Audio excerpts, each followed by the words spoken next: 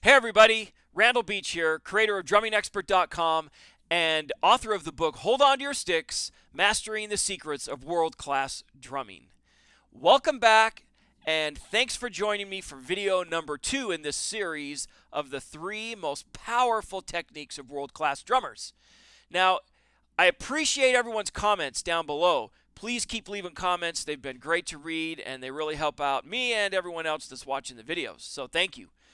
In the last video, we talked about two-height drumming, which is simply being able to play low tap strokes combined with high accent strokes and being able to switch between those two different stick heights in a very smooth, fluid way. And really being in control of those low notes. When you put your hands together, it allows you to create really great accent patterns and grooves.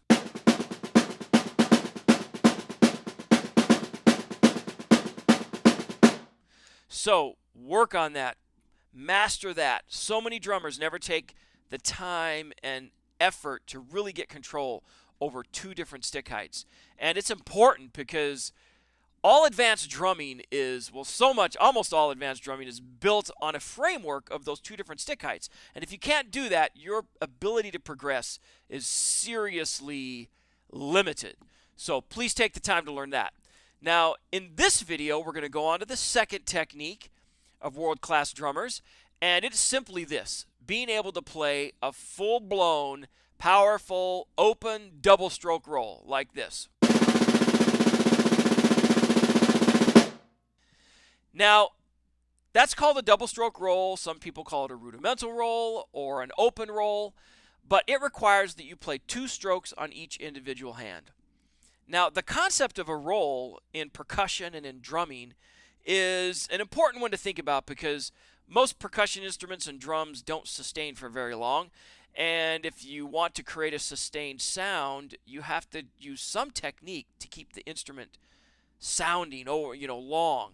And we use a roll to do that. Now, there's 3 main types of rolls. The first common type of roll is called a single stroke roll, where you just play right, left, right, left, right, left very rapidly. Single stroke roll. Now that can be applied in a lot of different situations. It's not the greatest roll to use on a snare drum because the snare drum is so articulate that it still sounds like digga digga digga digga da. You still hear all the individual notes. But like a suspended cymbal, the timpani, a big floor tom, there's a lot of instances where a single stroke roll is exactly the best fit for the sound you want to create. The second type of roll is called a closed roll or a buzz roll, sometimes called a pressed roll. There's different names for it, but it involves using a buzz stroke where you bounce the stick on the head many times as fast as you can, like this. You have to kind of relax your grip, press the stick into the head, and get it to bounce many times. When you do that buzz stroke on each hand, it would sound, I'll start slowly and then speed it up, and you can hear a full speed buzz roll.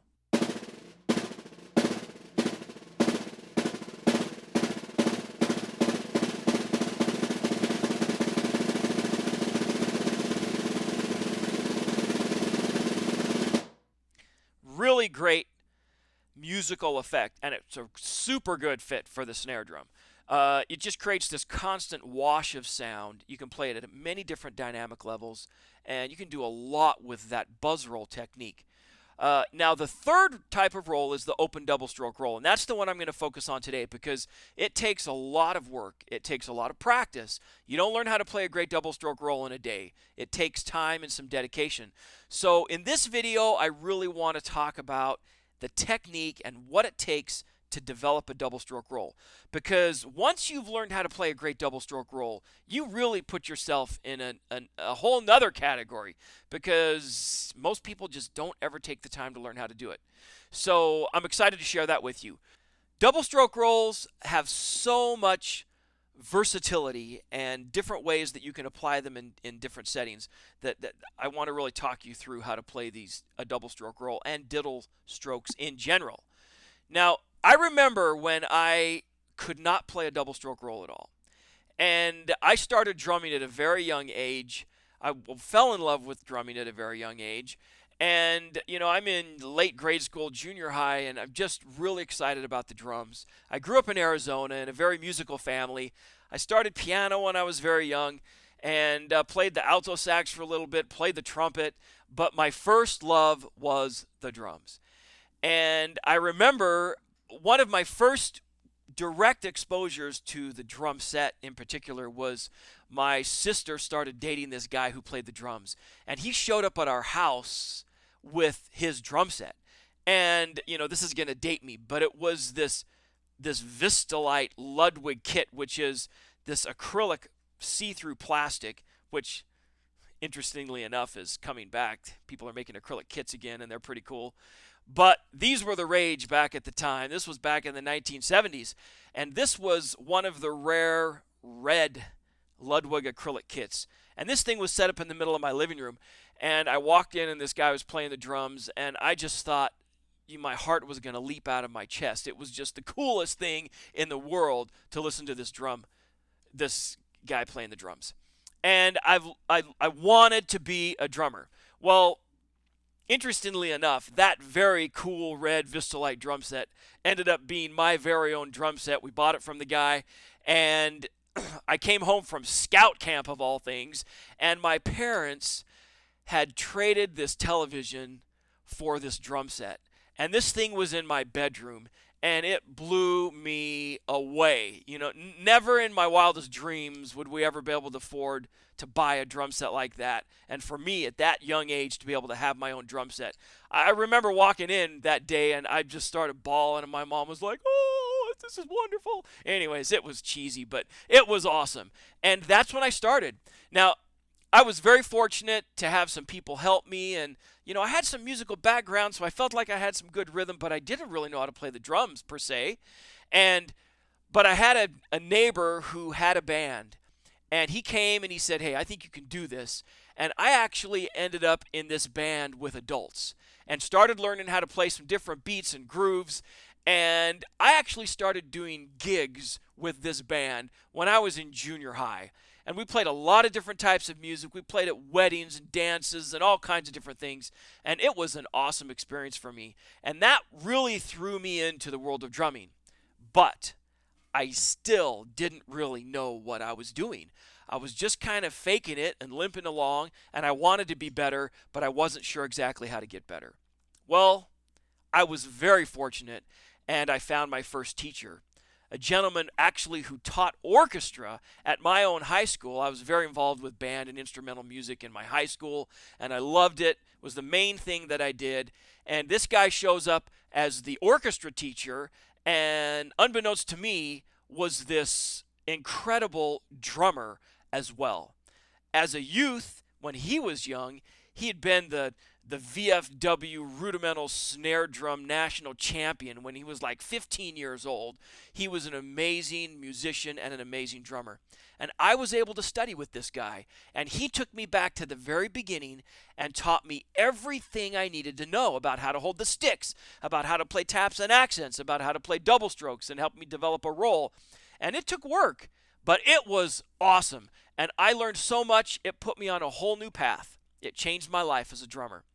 And from there, I just kept progressing on, playing the drum set a lot, playing percussion, learning to play the snare drum, and I ended up very involved with drum and bugle corps.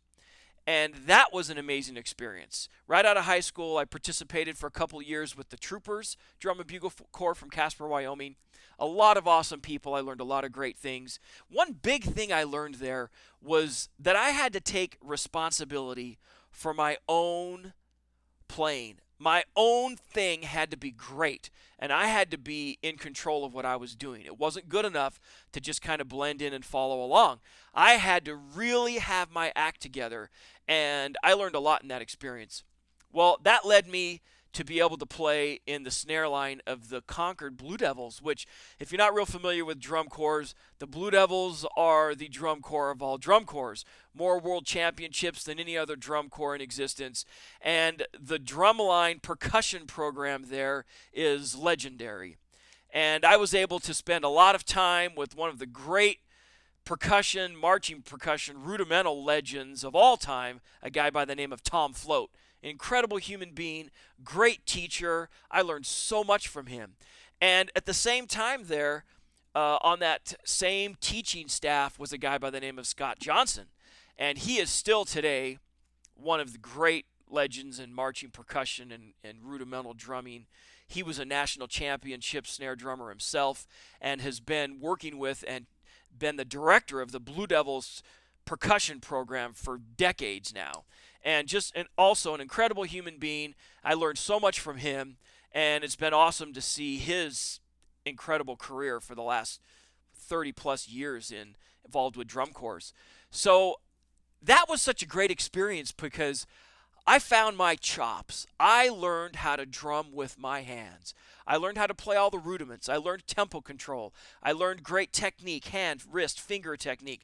I learned how to drum and came to the realization and learned that all great drummers, no matter what the genre or idiom, go out there and find any great drummer.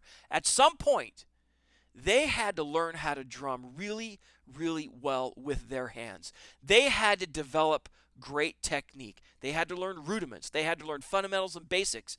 And it's been an inspiration to me to watch these guys and realize that they are just, they're great because they've dedicated themselves to developing technique.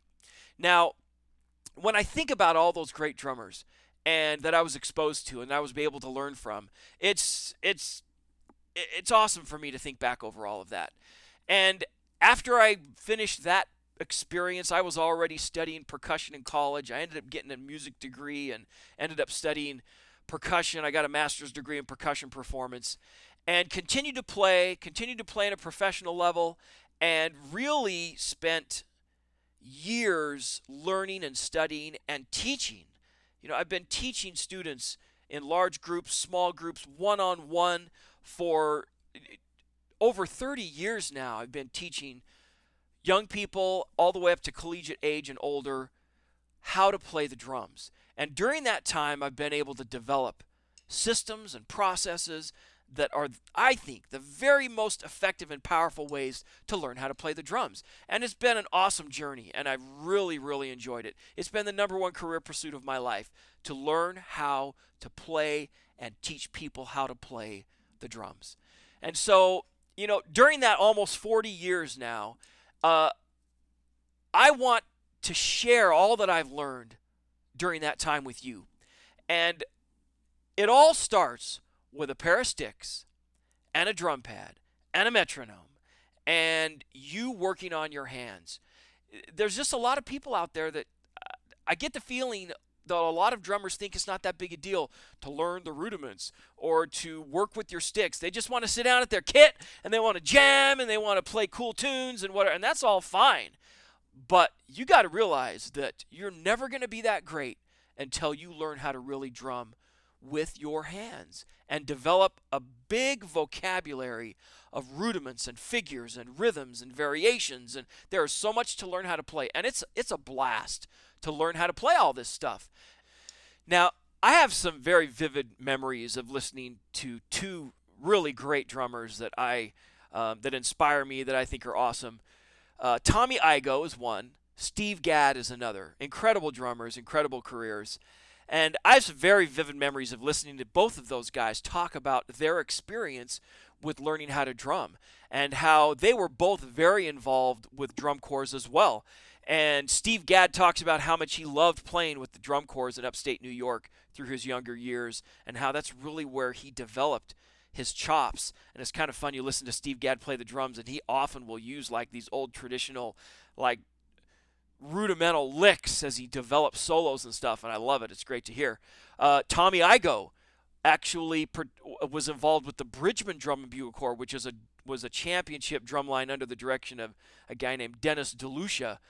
And they're, in the late 70s and the early 80s, they were like, they were the drum line. They're the Bridgman. They were great.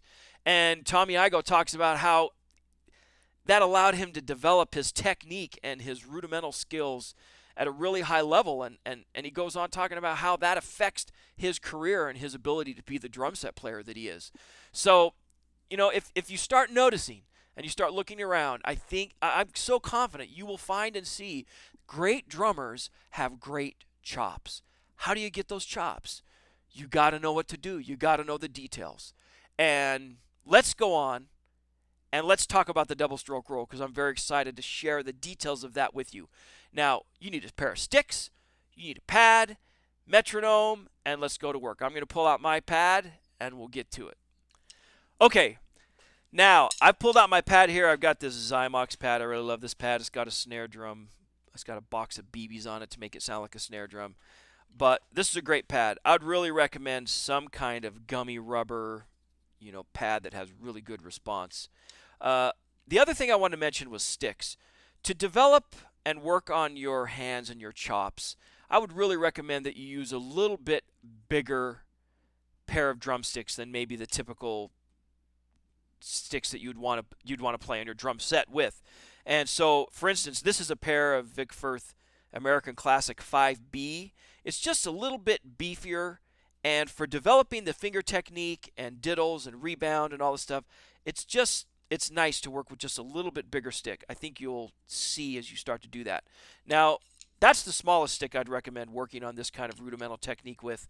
But this is another pair of sticks that I'm going to actually use right now. It's called Ralph Hardiman Jr., also made by Vic Firth. And you could go all the way up also to a full-size rudimental stick, a 3S stick. I really like Vic Firth sticks. I really like ProMark sticks. ProMark makes a lot of really great sticks. I'm going to use these for now. They're kind of a medium, large stick, and they work really, really well. Okay, now when it comes to developing a double stroke roll, where do we begin?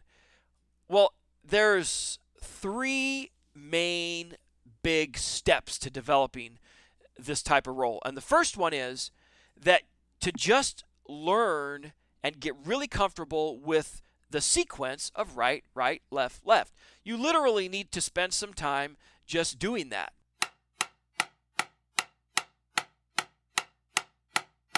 If you've never played a double stroke roll before, that's where you've got to start. And work to make each note sound the same, keep the rhythm even, volume. I talk about 3 different areas of evenness: stick height, rhythm, which is the spaces between the notes, and volume. Make everything sound the same.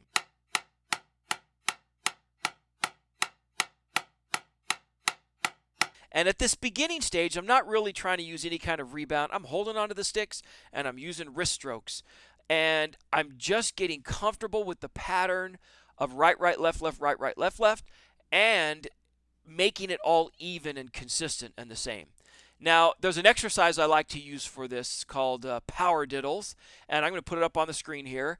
And you play a measure of 16th notes and then a measure of 16th notes using diddle sticking. And you want the second measure to sound just like the first measure. That's your goal. So I'm going to do this pretty slow to begin with, about 1 E and ready, go.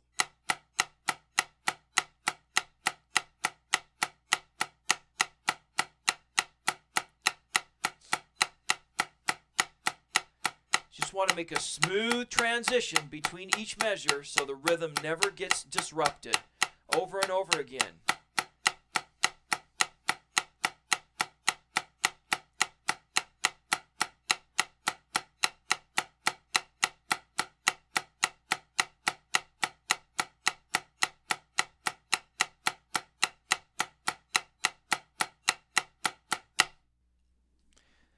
Just work on that. And obviously you can gradually start to go faster and faster and faster. And with time, you just really get comfortable with playing that sticking pattern. Right, right, left, left, right, right, left, left. And the rhythms can flow back and forth between your hands. Now, when you start to go faster, you soon reach a point where you can't really play smooth, even diddles if you just use all wrist. When I get up to like this speed.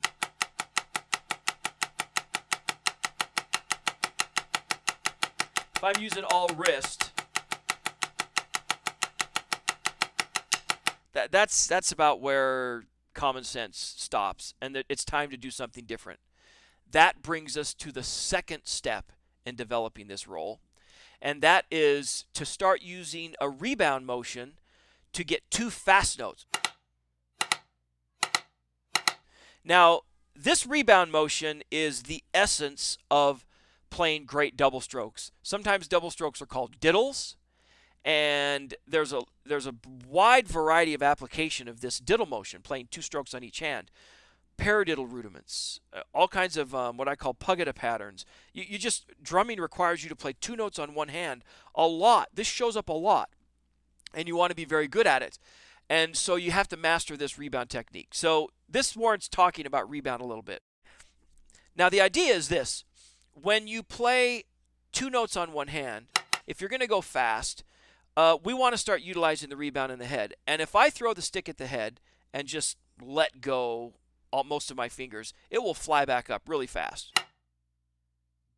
It's like bouncing a rubber ball on the cement. It flies up. Well, that rebound inherent in the drum head, I want to learn how to leverage that and use it to my advantage. So I'm going to let the stick fly up. I'm going to open my hand just a little bit, and I'm going to let the stick fly up. And then my fingers are right there, ready to throw the second stroke in. And at the end of that second stroke, I grab back a hold of the stick again. This contact with your fingers and utilizing this, a combination of wrist and finger to get 2 strong, fast notes is very important. This is where the absolute most common mistake in trying to play a double stroke roll kicks in. And this is what most people do. They just flop the stick onto the head. Like, hey, I got a double stroke. And when they put their hands together, they end up with what I call a flop roll.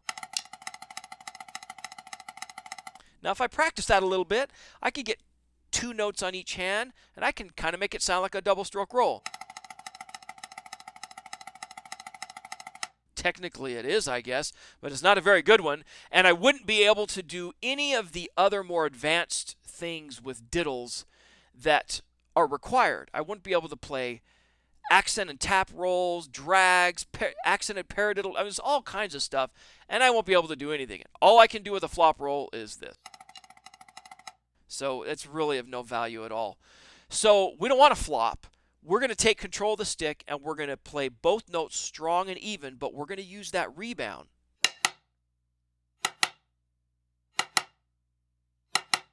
I like to teach rebound stroke where you can play continuous notes and let the drum throw the stick up. I'll demonstrate that. Some people call this full stroke. I'm letting the drum do the lifting. I'm opening my hand just a little bit, not more than any more than necessary to let the stick bounce up. Well, that rebound motion is what I use when I play a double stroke. I just do it once. So it's not just bouncing the stick on the head. It's leveraging the rebound in the playing surface to get fast action, dit-dit, dit-dit. And you have to let the stick bounce up after the first note so that the second note can be higher. Too many people do this. It's all the way down here. It doesn't really, it's never going to sound even if you do that. Now, when I do this slowly, I try to make the first note as high as the second note. And that's your goal in the beginning. So you can practice that motion. Now, what I'd like to do right here is I put together this little video segment that is powerful, and I've gotten so many comments of how this is one of the clearest and most precise illustrations of how to play diddles properly that people have ever seen. And so I'm going to show you this short little video segment, and we're going to use some slow motion. We're going to use several different camera angles, and I'm going to talk you through and demonstrate how your fingers are supposed to work, how the stick heights are supposed to work to play this diddle properly.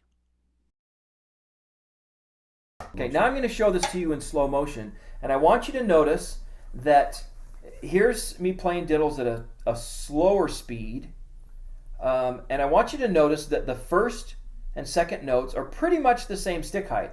Now, if I go a little bit faster, you'll notice that the stick height difference between the 2 notes gets just a little bit bigger. So how am I keeping the second note as even? Well, you got to use your fingers. You got to use velocity and push that second note in and make it strong. Use the speed of the stick to make the second note even. Just the physical reality of the situation is as you go faster and faster and faster, you can't keep both notes the exact same height. That's just not the way it works. But even when I go very fast, you'll see that the stick height, the difference between the 2 heights gets even a little bit bigger. But again, I've got to work that second note with my fingers to make it strong and even. The problems come when that second note doesn't come up at all and it just flops into the head. And that's the flop roll that doesn't work, that most people do. I mean, the second note's like, an inch or two. I'm not working to get it up at all. So realize that, and how your back fingers work on the stick to get it strong and even. And the arm motion is very, very. All right, now, if you need to watch that a few times, man, please do it, because I think that you could really get a clear understanding of how this double stroke technique works. And you've got to get that happening. You've got to get that power and control in your fingers. Letting go, that's not all this way. That's not really where it's at. It's strength in your fingers. So work on that. Now, as you get a feel for that, you can work on single hand exercises to work diddles on just one hand. But ultimately, we want to put the hands together and start working faster diddles with both hands. And my favorite exercise for this is an exercise I call diddle isolation, because we really isolate the individual diddles. But another thing that it does is it functions with what I call a check pattern. There's an underlying hand motion of single strokes that we then add double strokes on top of that. And that check pattern hand motion is essential to developing a really great double stroke roll, because you've got to know what the underlying hand motion is for singles. So if I put this exercise up on the screen, you can see that there's a measure of eighth notes. That's the check pattern. That's the hand motion. And then in the second measure, we add a double stroke on the left. And be aware of the fact that as you add the double stroke, the underlying eighth note hand motion, right, left, continues. And it must move forward uninterrupted. And the double stroke is truly twice as fast. So the way I've written this here is with eighth notes and 16th notes. So I'll just play the first two measures.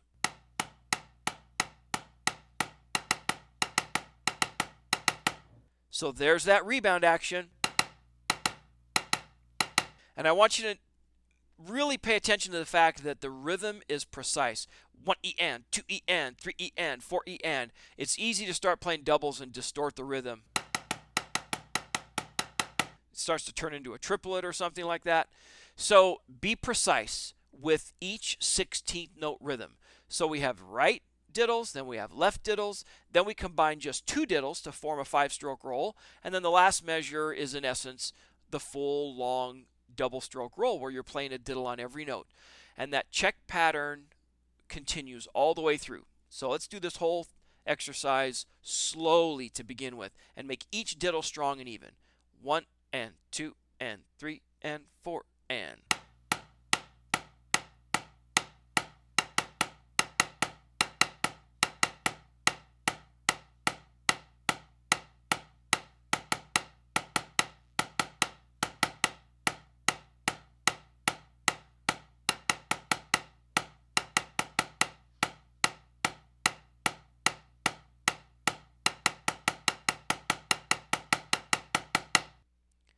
Very slow, but utilizing that rebound technique.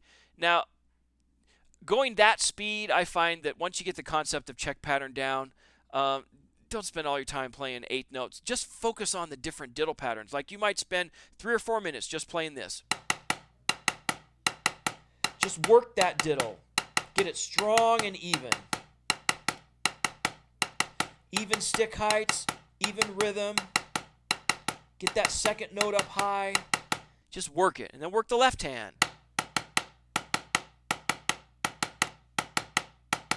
You got to spend some time doing this. And just be determined. It doesn't come immediately, but if you work to perform all the motions and techniques properly, it will come. You'll get it. You'll get better and better and better. Let's take it up a few notches. About 1 and 2 and 3 and 4. And 1, 2, ready, and.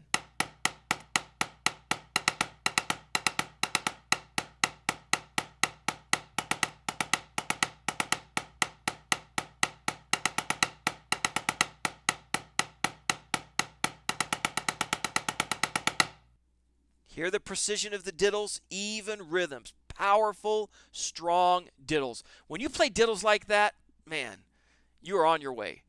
One more time, a little bit faster, about 1 and 2 and 3 and 4 and 1, 2, 3 and.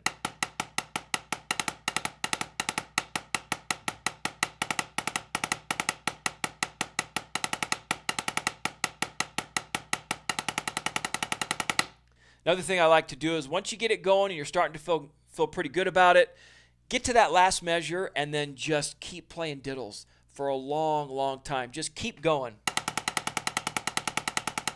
Work on the flow of your hands. Notice the underlying check pattern. Right, left, right, left, right, left, right, left, right, left, right, left, right, left, right, left, right, left, right, left. Good stick heights, relaxed hands, but strong hands. Even powerful diddles. You just got to do that. You got to do it and do it and do it. One of my very successful students who started from zero and worked his way up and just became a great player, played in the Blue Knights Drum Bugle Corps, is a professional drummer now, professional teacher, just a very successful drummer. I remember talking to him one day, and I remember when he was young, he was like 13 or 14 years old, started taking lessons from me to begin with, and he could not play anything. We started from scratch, and I remember the day that he was trying to play diddles and just really, I couldn't do it at all. And I left, and he didn't study with me for a while, and then I came back like a year later, and he had the most incredible double stroke roll. I'm like, dude, what did you do? What happened? And he goes, I just decided one Saturday that I was sick of not being able to play a double stroke roll. And I got my sticks out and my pad out and my metronome, and I started very slow, and I spent all day playing diddles over and over and over again and gradually going faster and faster, and I just was determined that I was not going to quit until I got these fast diddles down. And he did, and that was his breaking point. That was kind of like his breakthrough, and he found that diddle motion, and just, man, things took off from him at that point. At some point, you're going to have to decide that you're going to work hard at this and get this diddle motion going. And the payoff and the rewards for learning how to play a real double stroke roll are absolutely massive. So please do it. I know you can do it. So just practice it hard and you'll get it. You'll get it. Now, this double stroke thing is not just about playing a roll. Like I mentioned before, double strokes show up all over the place. Paradiddle patterns, all the different paradiddle variations. The next step after you get this double stroke thing going is to combine double strokes with the tap accent motion that we just did a moment ago. So now you're going to take this same double stroke technique, and instead of playing high, you're going to do the same thing down at tap height. You use the same dropping technique, but you play a double stroke. Same finger technique, it's just low. Well, you combine that together with accents and you get patterns like this. That's the hand motion that shows up when you play all the paradiddle patterns, like single paradiddles, double paradiddles, paradiddle diddles. Now, just those three rudiments, there are incredible applications for those rudiments onto the drum set. It's a lot of fun. But they apply to all different areas of drumming in it. And being able to play those diddles and have them flow and be smooth, you got to be able to do that. And it's a gas to play that kind of stuff. All the more advanced roll rudiments and drag rudiments like single drags, 5-stroke rolls, longer accented rolls,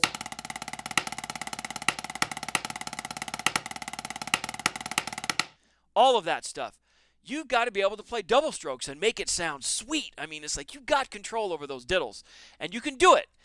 It's slow in the beginning, but I promise you, if you keep up with it, it will gradually accelerate and things will move faster and faster, and you will be so glad you put in the time to do it. Now, to play these full speed rolls, I mentioned that there were 3 big areas of progress. That middle one is the one where you really have to live for a while and get those diddles happening and gradually build up your speed. But when you get to the point where you're doing really well with that and you want to play a fast, full speed roll, there's a change that has to occur. And instead of this wrist finger motion, like I've demonstrated, you actually stop using your wrist in the upward motion and it changes to an arm motion like this. You still work the stick with those fingers and you get a strong, even diddle, but you have to use an arm motion. Some people call this the chicken wing because if you use your forearm correctly, your elbow kind of flaps back and forth. So if I just notice my arms when I play a fast roll.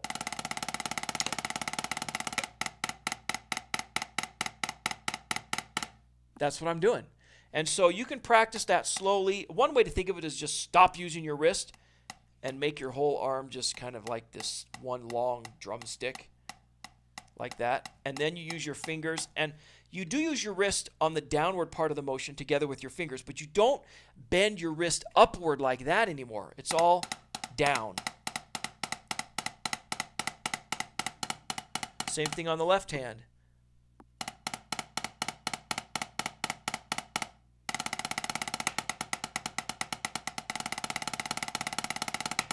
See that arm motion? Well, how do you learn? There are some ways to practice that. You can just start slowly and exaggerate that arm motion.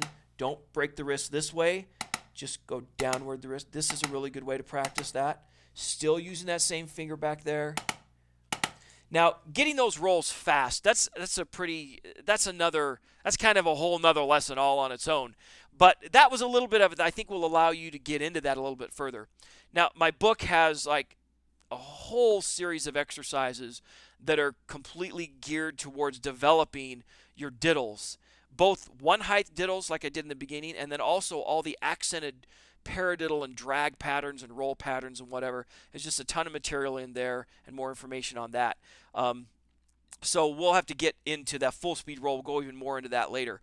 But if you will work through that, the pieces that I've showed you, that's going to allow you to be on your way to really mastering this. And like I say, that second category where you're working that rebound motion, that's where the magic is. You've got to master that, and the rest is pretty easy to get once you have that on.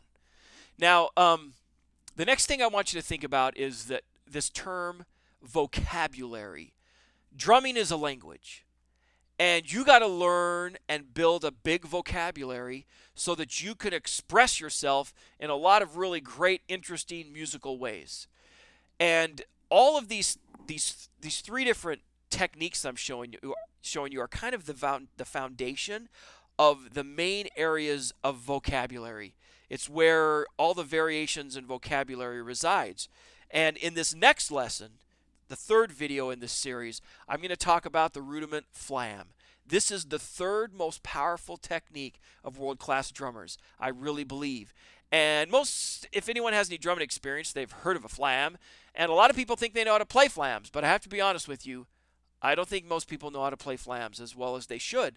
And I'm going to show you some tricks and some details that really open up the world of flams and all the things that you can do with flams. I love flams. It's one of my favorite rudiments, and the application to all the different flam rudiments and variations. And then, boy, I'm telling you, you start combining flams with drags and all the other stuff, you get into all these hybrid rudiments, and it's very, very cool. Now, you can do this. Stay with it. I'm real excited for you to get all the way through this series and to share more and more stuff with you from my website in my book. And we've got an online course coming up that's going to knock your socks off that takes all of this, that little video segment with the slow motion stuff.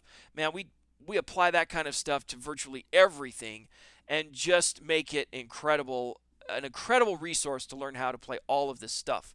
So I really hope you learned some valuable things today.